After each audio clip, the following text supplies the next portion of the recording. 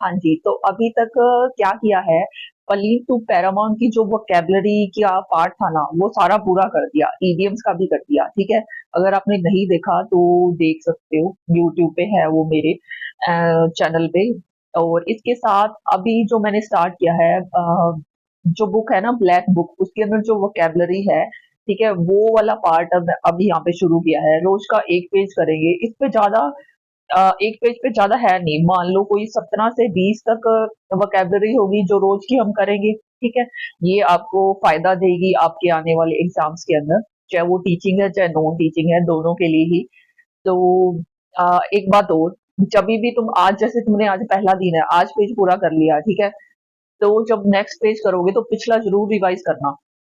ठीक है, बस ऐसे करके। और सबसे ज़रूरी बात, ये जो सारा है जो वोकैब्युलरी है, पलीन टू पैरामाउंट वाला जो करवाया था, जो अभी ब्लैक बुक वाला भी चल रहा है, शुरू होगा, तो ये सारा ही ना मैं उससे करवाऊँगी, तुम्हें ट्रिक से या निमोनिक से, तुम्हें ज़्यादा ना भड़क लेने की ज़रूरत नहीं पड़ेगी। कुछ ही वर्ड्स होंगे जिसका मेरे को निमोनिक खुद को ही नहीं मिला, इसके अलावा सबका मिल गया, ठीक है? एक बार तुम जाओ, देखो, अगर तुम्हें सही लगता है तो कंटिन्यू भी करना, ठीक है? First word is here infallible, ठीक है? तो इसको मतलब क्या होता है, that never fails, always doing what it is suppose to do.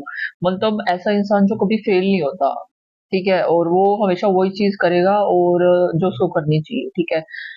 अम, कि जो कभी फेल नहीं होता, इसको याद कैसे रखते हैं, जैसे इनफॉलिबल, फॉलिबल में क्या आ रहा है, फॉल, और फॉल का मतलब क्या होता है, गिरना, ठीक है? इन लग गया, इन मतलब नहीं, नहीं गिरने वाला, जो इंसान नहीं गिरेगा, कभी फेल नहीं होगा, ठीक है? तो उसके लिए हम यूज करते हैं इनफॉलिबल।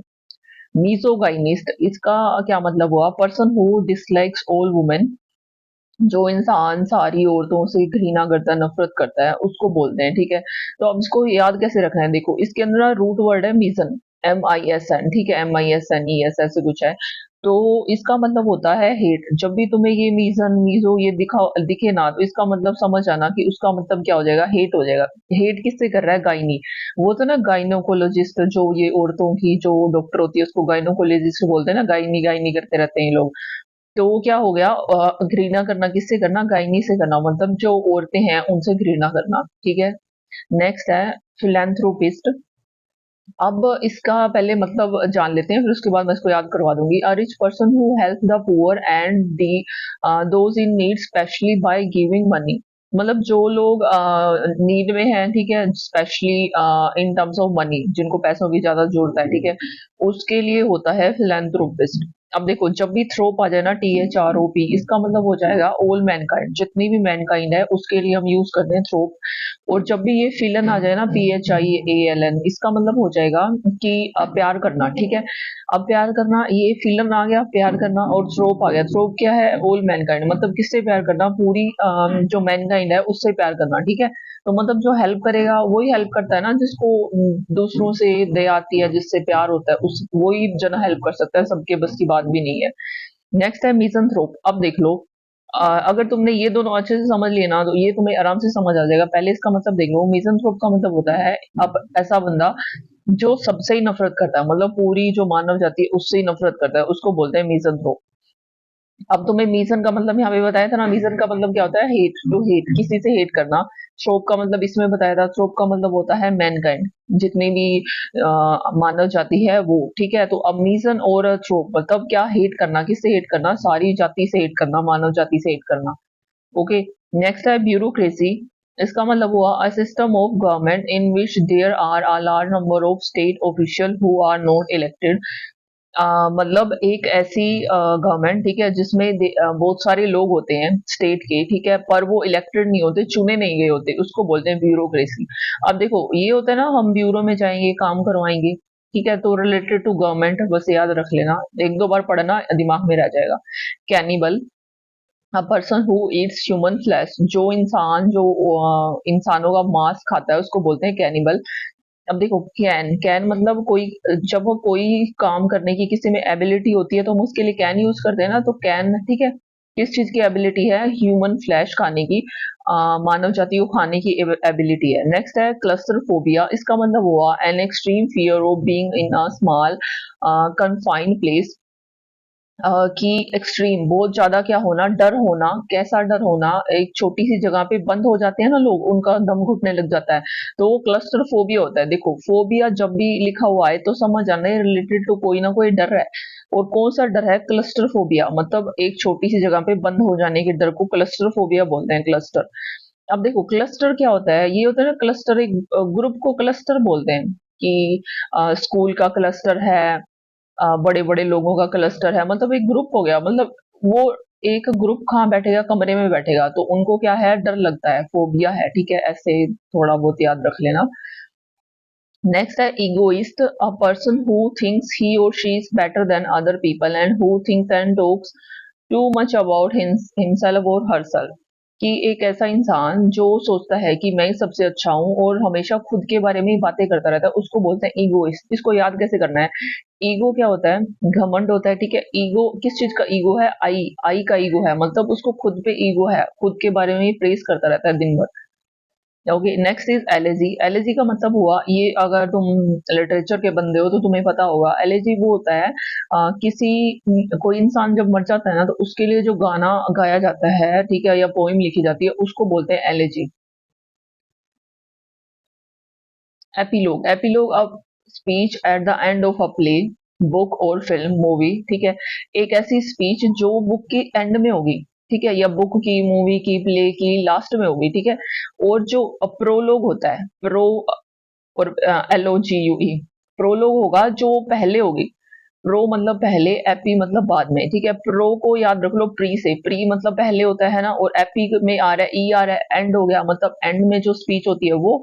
और प्रोलोग आ जाए तो मतलब जो पहले होगी, प्री होगी, पहले होगी स्पीच, उसको बोलते हैं प्रोलोग, और जो लास्ट में होगी उसको बोलते हैं एपीलोग।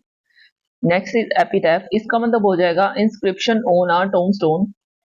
ये होता है ना, उसके कोई भी समाधि होती है, उसके ऊपर कुछ लिखा होता है, ग्रेव पे लिखा होता है, कब्रों के ऊपर, ये क्रिश्चियंस लोगों की ज्यादा होता है ना, तो उसको बोलते हैं एपिटैफ। एपिटैफ। नेक्स्ट है फास्टिडियस। इसका मतलब हुआ being careful that every detail is correct. कि ऐसा इंसान जो ज्यादा ही केयरफुल है कि जो सारी डिटेल है एकदम सही है। No liking things to be dirty और अनटाइडी। जिसको जो चीजें हैं वो अनटाइडी और डर्टी अच्छी नहीं लगती, मतलब जिसको चीजें एकदम क्लीन और मस्त लगती है, अच्छी होनी चाहिए। अब देखो इसको याद कैसे करना है कि डिटेल्स करेक्ट हो और जिसको डर्टी चीजें अच्छी नहीं लगती। इसके अंदर क्या वर्ड आ रहा है? फास्ट। फास्ट मतलब जब हम वर्थ वर्थ को इंग्लिश में फास्ट बोलते हैं ना, कि क्या है, फास्ट रखेंगे तो उस दिन क्या है, हम हर डिटेल के लिए क्या रहेंगे, केयरफुल रहेंगे कि कहीं हम लहसुन ना खा लें, प्याज ना खा लें, है ना, या भूल से हम कुछ खा ना लें, अन्न ना खा लें, ठीक है। और क्या रहेंगे कि जो हमारा मंदिर है वो क्या रहे, डर्टी ना रहे, एकदम साफ और क्लीन रहे, ठीक है, तो वो हो जाएगा। तो फास्ट चीजें को ऐसे याद रख लेना कि हमने फास्ट रखा था, तो हमें सारी चीजें नीट एंड क्लीन चाहिए। और मतलब हम केयरफुल रहेंगे, कोई मिस्टेक ना हो जाए।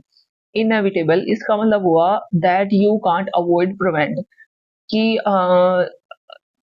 इनएविटेबल इसका मतलब हुआ दैट यू कांट अवॉइड और प्रिवेंट। कि ना तो तुम अवॉइड कर सकते हो उस चीज को, और ना ही प्रिवेंट, मतलब वो चीज होके ही होके रहेगी, उसको बोलते हैं इनएविटेबल। एबल होता है कोई काम करने की, ठीक है, तो वो क्या है, वो काम वो कर ही देगा, उसको कोई रोक नहीं सकता, ठीक है। या हमने क्या है, किसको इनवाइट किया, इनवाइट, ऐसे मतलब स्पेलिंग तो इनवाइट की अलग होती है, बस याद रखने के लिए है। इनवाइट किया तो अब क्या, इनवाइट कर लिया तो अब हम उसको रोक थोड़ी सकते हैं, अवॉइड नहीं कर सकते, ना परवेंट कर सकते हैं, वो तो आके ही आगे रहेगा हमारे घर। नेक्स्ट है ओलिगरैकी। इसका मतलब हुआ a form of government in which only a small group of people hold all the power. मतलब एक ऐसी गवर्नमेंट जिसमें जो सारी पावर है एक छोटे से ग्रुप के पास होती है। मान लो इसमें पीएम है, ठीक है, इसमें हमारा जो प्रेसिडेंट है वो है, मान लो, और साथ में कोई आईपीएस और आईएएस ऑफिसर हो जाएगा, या सेक्रेटरी वगैरह, मतलब इनके पास सारी पावर है, मान लो बस। तो वो क्या हो गए, ओलिगैर्की। ऑप्टिमिस्ट, इसका मतलब है जो बंदा क्या है, हर चीज के लिए पॉजिटिव है, ठीक है। एंड पेनिशिया, पेनिशिया का मतलब होता है एक ही बीमारी की, मतलब एक ही दवा, चाहे बीमारी कोई भी हो, वो उसकी दवा है। देखो तुमने देखा होगा जो बुक्स हैं उनका नाम भी आजकल ये पेनिशिया रख देते हैं। इसका मतलब होता है कि ये जो एक जो बुक है ये तुम्हारे सारे पेपर पास करवा देगी। मतलब ये जो अगर तुमने टैबलेट ले ली इससे तुम्हारे सारे रोग कट जाएंगे, तो वो हो जाएगा पेनिशिया। देखो इसमें क्या आ रहा है, पैन वर्ड आ रहा है, PAN। पैन एक रूट वर्ड है और इसका मतलब होता है रिलेटेड टू ऑल। जब पैन बोल दिया इसका मतलब होता है हम सबकी ही बात कर रहे हैं। तो जब पेनिशिया, तो सारी जो बीमारियां हैं, सारी प्रॉब्लम्स है वो एक बार में ही कट जाएंगी। एल्ट्रुइस्ट इसका मतलब हो जाएगा someone who makes charitable donation intending to increase human wellbeing. एक ऐसा इंसान जो चैरिटी करता है, ठीक है, इंसानों के वेलबींग के लिए, उसको बोलते हैं एल्ट्रुइस्ट। के लिए हम एक ही पेज करेंगे और रोज का एक एक पेज करते रहेंगे।